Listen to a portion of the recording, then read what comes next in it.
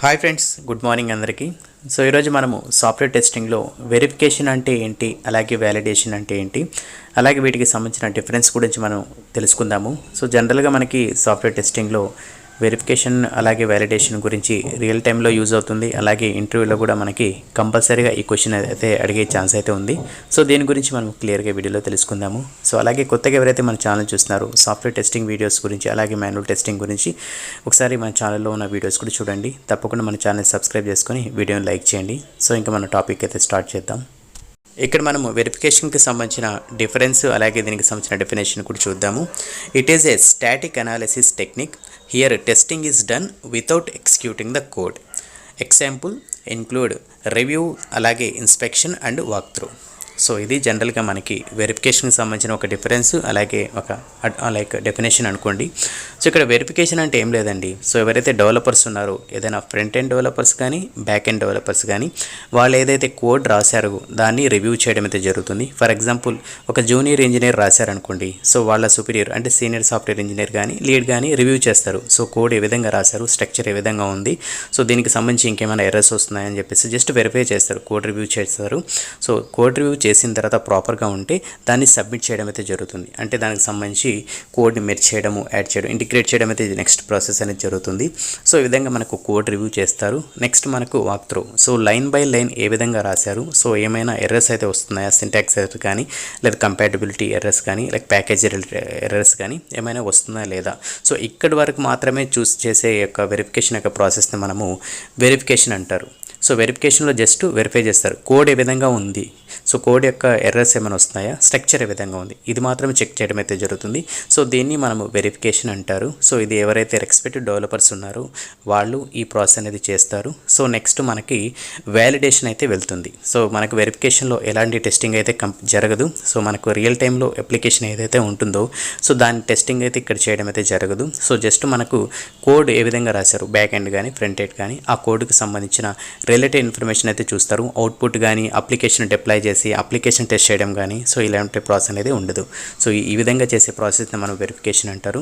So ఇక్కడ మనము main difference ఏంటి అని మనకి ఇంటర్వ్యూలో కూడా అడిగినా కూడా, సో మనకి ట్రైనింగ్లో కూడా ఎవరైనా అడిగినా కూడా మనము ఇక్కడ మనకు testing is done without code executing. So code execute చేయకుండానే మనము టెస్టింగ్ అయితే కంప్లీట్ చేస్తాము. సో ఆ టెస్టింగ్ ప్రాసెస్ ఏంటి అనేది చెప్పేసి సో మనకు కోడ్ రివ్యూ చేయడము, వాక్ త్రూ చేయడము, ఇదైతే మీరు ఎగ్జాంపుల్గా వాళ్ళకైతే అప్డేట్ చేయొచ్చు. సో నెక్స్ట్ మనం వ్యాలిడేషన్ గురించి చూద్దాము.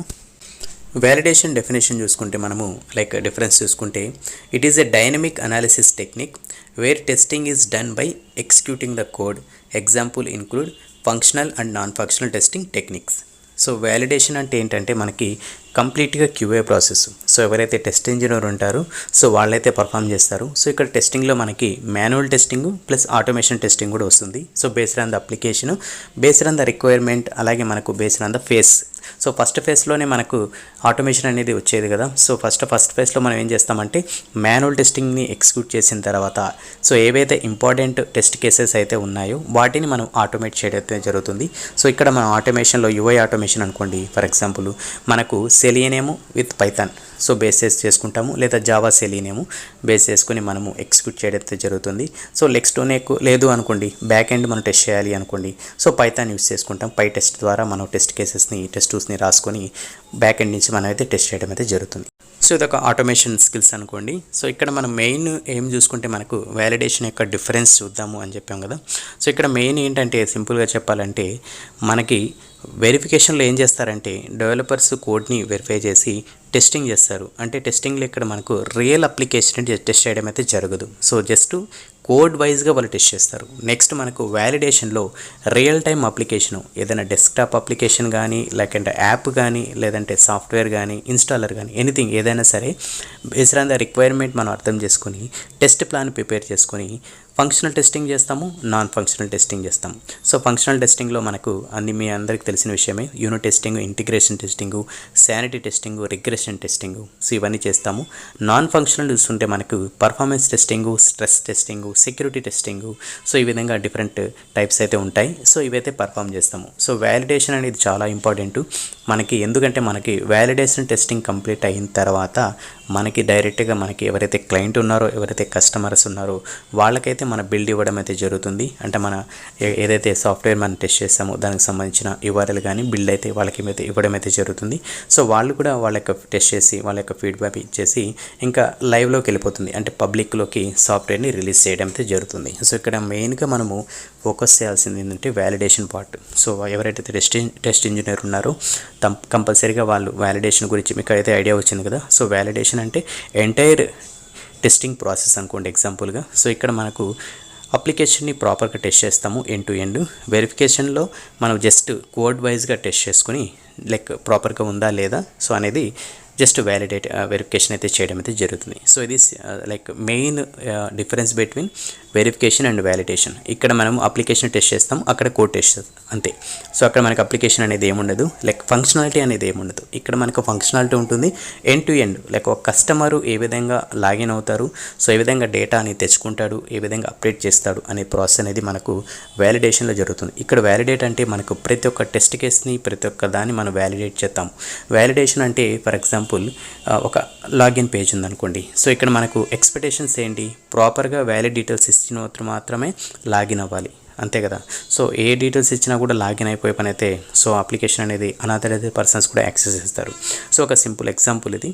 సో దీన్ని బట్టి మనము ఏంటి ఇక్కడ వ్యాలిడేట్ చేస్తాము అంటే ప్రాపర్గా ఏదైతే కరెక్ట్ క్రెడిట్స్ లాగిన్ అవుతున్నారు లేదా అదొక టెస్ట్ కేసెస్. ఇన్వాలిడ్ డీటెయిల్స్తో ఎగ్జిక్యూట్ చేస్తారు, లేదంటే మనకు స్పేసెస్ కానీ స్పెషల్ క్యారెక్టర్స్ కానీ లాంగ్ లెంత్ ఇవ్వడం కానీ ఇవన్నీ different type of test cases. అంటే మనం యూజర్ ఏ విధంగా థింక్ చేస్తాడు దాన్ని బేస్ చేసుకుని మనం లాగిన్ అవ్వడము, దాని యొక్క లిమిట్ ఇవన్నీ చెక్ చేసుకోవడము. సో దీన్ని మనం వ్యాలిడేట్ చేయడం అయితే జరుగుతుంది. సో ఇది మనకు మెయిన్ డిఫరెన్స్ వెరిఫికేషన్కి వ్యాలిడేషన్కి. అలాగే మనకు వ్యాలిడేషన్ అంటే ఏంటి, వెరిఫికేషన్ అంటే ఏంటి కూడా మీకు ఐడియా అయితే వచ్చింది కదా. సో ఇది ఈ జనరల్గా మనకు సాఫ్ట్వేర్ టెస్టింగ్లో కానీ మాన్యువల్ టెస్టింగ్ లేదా ఆటోమేషన్ టెస్టింగ్లో ఈ విధంగా ప్రాసెస్ అనేది చేస్తారు. సో ఇది ఫ్రెండ్స్ ఈరోజు టాపిక్. సో నెక్స్ట్ మనం ఇంకో వీడియో అయితే నేను అప్లోడ్ చేస్తాను ఈరోజు కానీ రేపు కానీ. సో ఇంకో కొత్త టాపిక్ లైక్ మనకు ఇంటర్వ్యూకి కానీ మనకు రియల్ టైంలో యూజ్ అయ్యే టాపిక్స్ అయితే చేస్తూ ఉంటాను. సో ఇంకేమైనా మీకు డౌట్స్ ఉన్నా జస్ట్ కామెంట్ చేయండి. సో ఇంకేమైనా మీకు లైక్ ఇంకేమైనా అదర్ టాపిక్స్ కావాలన్నా కూడా దాని గురించి కూడా లైక్ కామెంట్ చేయండి, అది కూడా చూస్తాను. సో వీడియో నచ్చినట్టయితే జస్ట్ లైక్ చేసి మీ ఫ్రెండ్స్ కూడా మన ఛానల్ని సజెస్ట్ చేయండి. తప్పకుండా మన ఛానల్ని సబ్స్క్రైబ్ చేసుకోండి. అలాగే మన ఛానల్లో ఓల్డ్ వీడియోస్ కూడా చూడండి, ఎందుకంటే మనకి ఫంక్షనల్ టెస్టింగ్లో మనకి ఇంటిగ్రేషన్ అలాగే రిగ్రెషన్ టెస్టింగ్ అంటే ఏంటి, పర్ఫార్మెన్స్ అంటే stress testing, security testing, so వీటికి సంబంధించిన వీడియోస్ కూడా మనము టాపిక్ వైజ్గానే కూడా చేశాను. సో అవి కూడా మీకు యూజ్ అవుతాయి, జస్ట్ ఒకసారి విజిట్ చేయండి.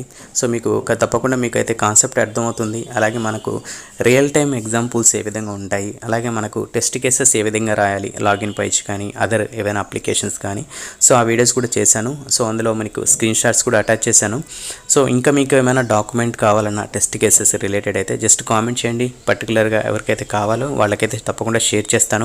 జస్ట్ కామెంట్ చేయండి. ఇంకా ఫ్యూచర్లో కూడా ఒక సైట్ అయితే లైక్ బేసిక్ ఏవైనా మన డాక్యుమెంట్స్ కానీ సో ఏదైనా టెస్టింగ్ సంబంధించిన ఇన్ఫర్మేషన్ కూడా ఆ సైట్లో కూడా పెడతాను. సో ప్రజెంట్ అయితే అది ఇంకా ప్లాన్ అయితే చేయలేదు. సో ఫ్యూచర్లో అయితే అది కూడా చేయాలని చెప్పేసి హోప్ అయితే ఉంది. సో మీ సపోర్ట్ అయితే కావాలి. సో మంచిగా సబ్స్క్రైబర్స్ వచ్చి సో మంచిగా మన వీడియోస్ వాళ్ళు కూడా యూజ్ అవుతున్నాయి అని చెప్పేసి కామెంట్ పెట్టారనుకోండి. So I'm very happy. So next అప్డేట్తో మళ్ళీ కలుద్దాం. అంతవరకు keep smiling, have a nice day.